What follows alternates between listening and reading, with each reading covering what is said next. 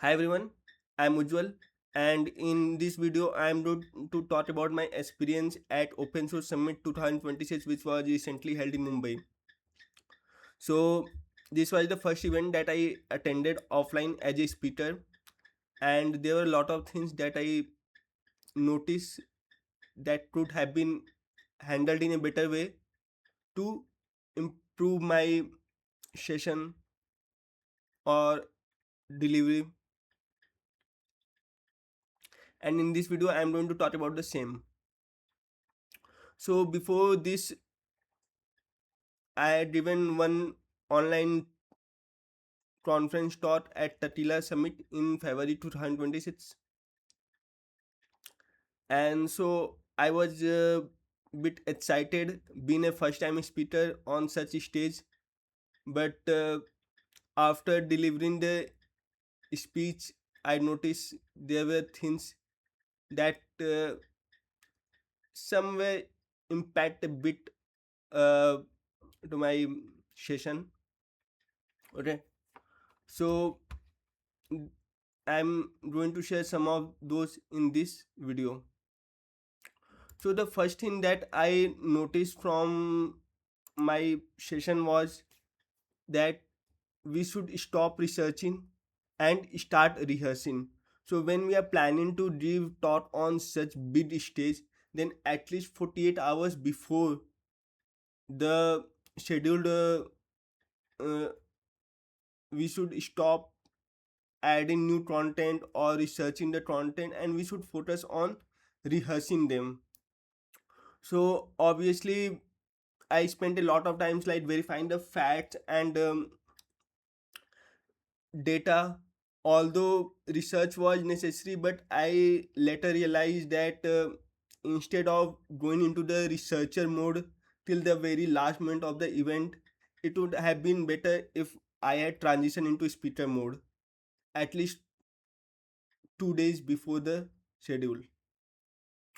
So the lesson I learned from this experience was that for future thought I will freeze my content earlier and dedicate the last of few days to rehearsal, delivery, and storytelling rather than just researching data or facts or information. Now coming to the second thing that I noticed was the sleep. So I had traveled from Gurgaon to Mumbai, and even after that I had like sleep hardly for 3 to 4 hours before the session. So like content, I noticed sleep is also part of preparation, and before the event I didn't get enough sleep, and so somewhere it affected my focus and confidence on the stage. Nah, so even when you know the content well, but if your brain is not in focus mode, you may feel fatigued or you cannot communicate well. So for future thought, yes, I will prioritize getting 7 to 8 hours of sleep before the event and treat the sleep as a part of preparation process. Okay. Now the third thing was that rehearsing out loud instead of not in our just head. So most of the content in the first slide, as I said, that I keep on researching the data and information till the very last moment, and because of that most of the content I had rehearsed out in my head, in my thoughts, not loud. So when I was on the stage, somewhere I struggle with expressing those thoughts into words in front of the audience. So I was familiar with the content, and I was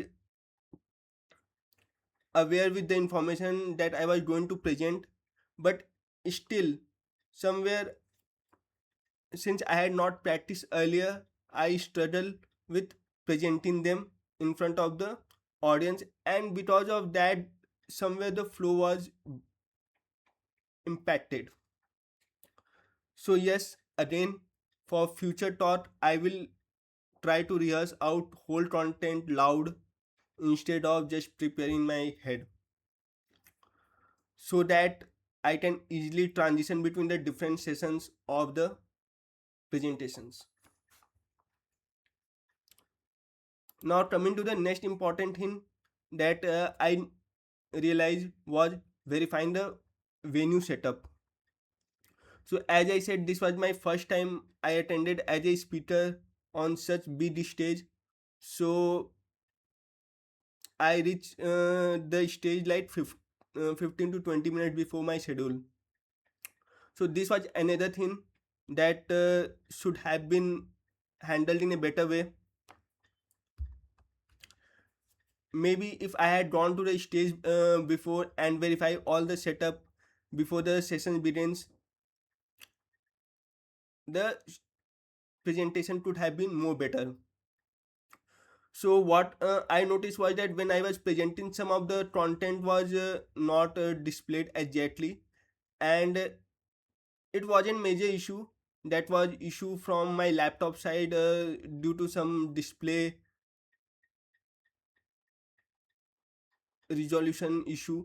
Okay, so but it reminded me that technical checks are part of the presentation, and yes, again I will spend few extra hours in verifying the venue setup, visibility, fonts, slide formatting, all the rest of the things.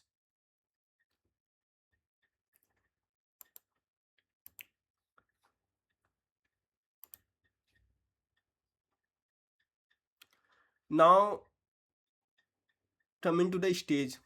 So when we are going to give talk on such big stage, then owning the stage is very crucial. So when we are on such stage, using that stage in a way that supports natural communication is crucial for making the session successful. So during the talk, I was largely restricted to fixed podium microphone, even though I was given option to choose between podium microphone and wireless microphone. I somehow choose the podium microphone, and while it worked perfectly, but it limited my movement and made the presentation feel more static than I would have liked. Okay. So yes, again, for future talk or meetups or webinar or wherever I am going to give talk, I will explore options, and if I am given to choose between podium microphone or wireless microphone, then obviously I will choose lapel microphone or wireless handheld, so that I can own the stage, I can move more naturally, engage with the audience, and present with more data energy. Now, coming to the last thing, the audience. So, when I walked into the stage, I was quite nervous, and for next 2 minutes, I was just kind of silent. So, the audience remained calm, and they peacefully waited for me to start the session. So this was another important thing that I noticed, that audience in the hall are not waiting for us to fail. They are waiting for us to give a great session or talk, so that when they walk from the hall, they have some important lesson. So before the talk started, I was extremely nervous. I was thinking about how people are going to judge me, and that fear made me difficult to begin.